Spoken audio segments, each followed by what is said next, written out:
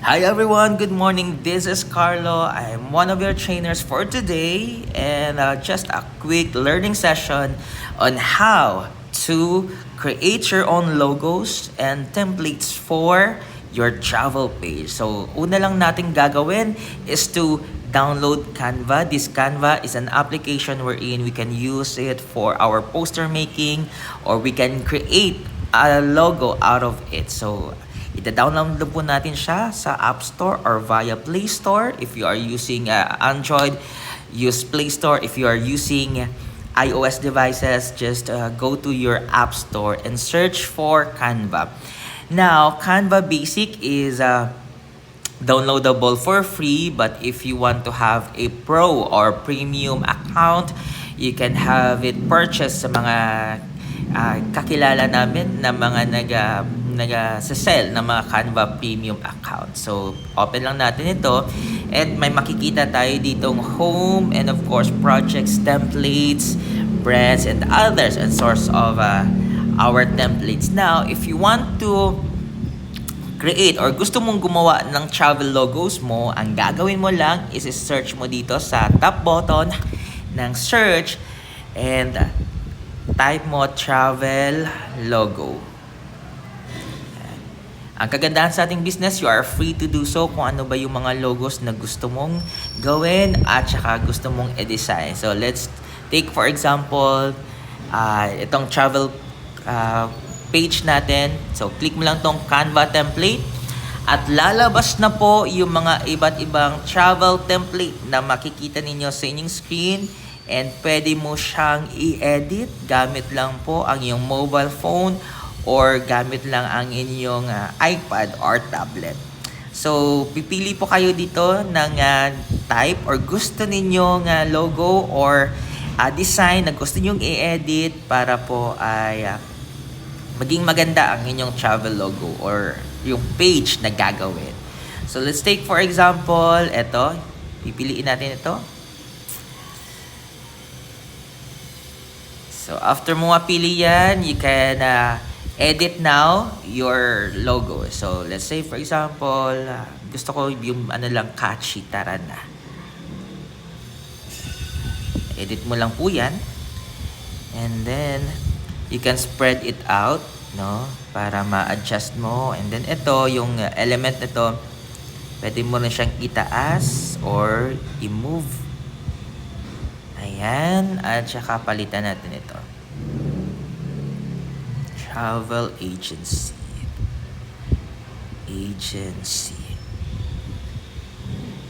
Okay. Tapos spread mo lang po yan. Pwede mo rin siyang liitan para sumakto sa gusto mo. Ayan. Pwede mo siyang ma-move.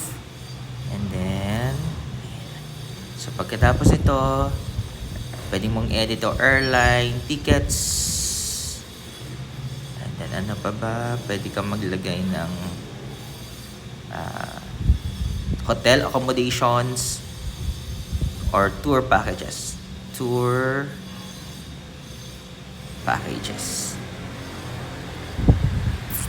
Okay.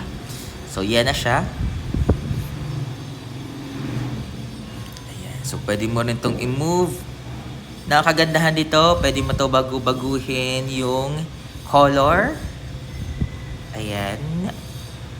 Kung gusto mo baguhin yung color, pwede din. But if you are okay with it, no, pwede na. So, ganyan yung color na gusto ko, red and blue.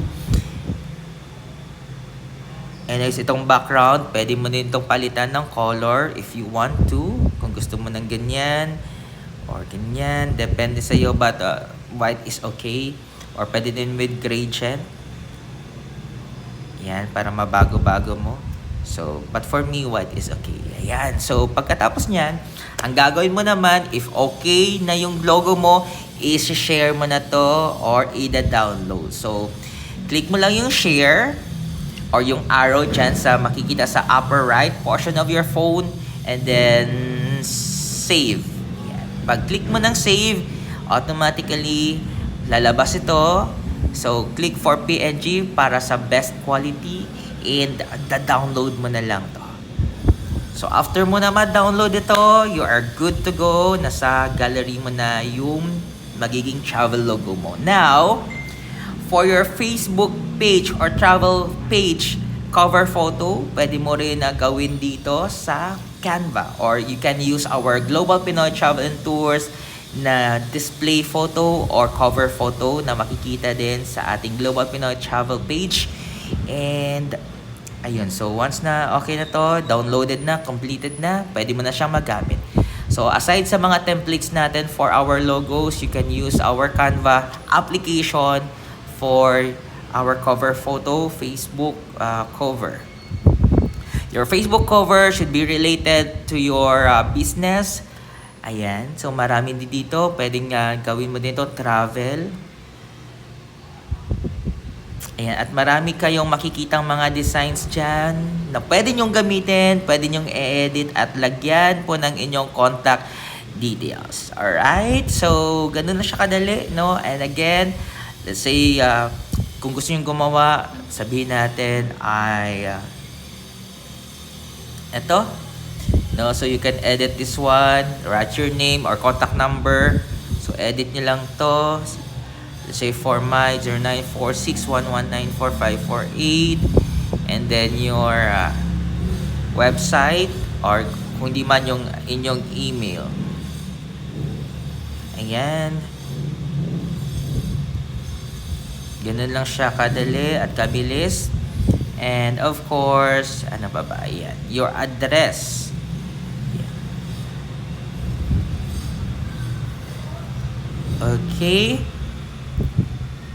So, pag once na natapos na, pwede mo rin itong i-edit, gawin mo to, ay click mo lang tong upload, no? Tapos nandito nakastore yung mga tour packages or ano man yung mga photos na nagamit mo na for your editing, and then i-drag mo na lang ito, yan, dito, yan, drag mo dito, para ma-change yan. So, since na-change na siya, you are good to go. Pwede mo nitong i-edit or gawin siyang ika-crop.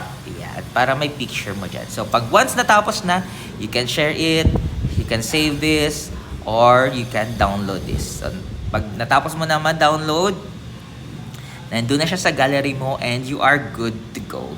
Now, ano pa yung pwede nating ma-edit dito sa Canva? Pwede din ma-edit dito yung mga posters mo. So, para hindi ka na maghanap pa ng maraming mga pictures via Google, dito ka na maghanap sa Canva, travel posters. Yan. Search mo lang yan, click Canva posters, and then search. Nandito na rin makikita. Okay.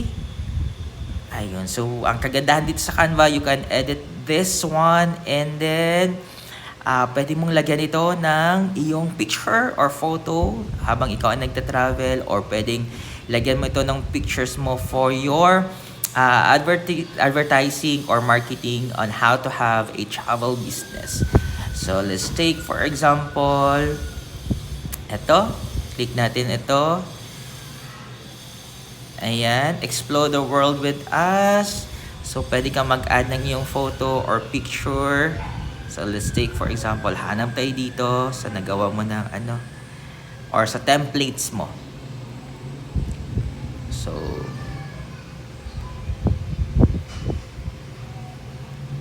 yan. Let's take for example itong nasa travel picture.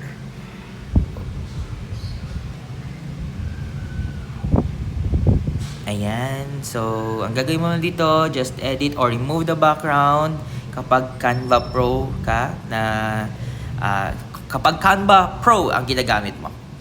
So, ganda nito, amazing ito, ma-erase or ma-remove yung background mo. So, ano lang natin, hintayin lang natin. Ayan, so na-remove na yung background. So, pwede mo na itong lakihan. Ay, sorry. Pwede mo na itong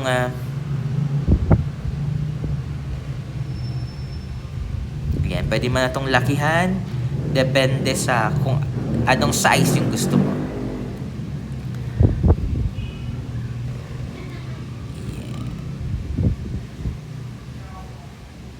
Ganun na siya, and then edit mo lang itong mga contact details sa ibaba, and if you are good to go na at na-edit mo na, you can download this one. pwede mo nang ma-promote sa iyong Facebook page or travel page. So, share, save as, and then PNG, download.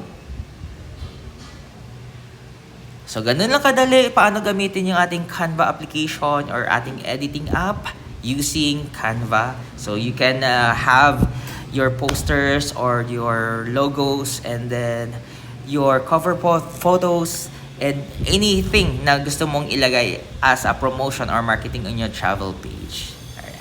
So, that would be all for now. I hope na nakatulong yung short video na to para matutunan nyo how to edit your travel photos, your cover page, and at the same time, your travel page profile ng inyong travel page. So, have a great day, everyone.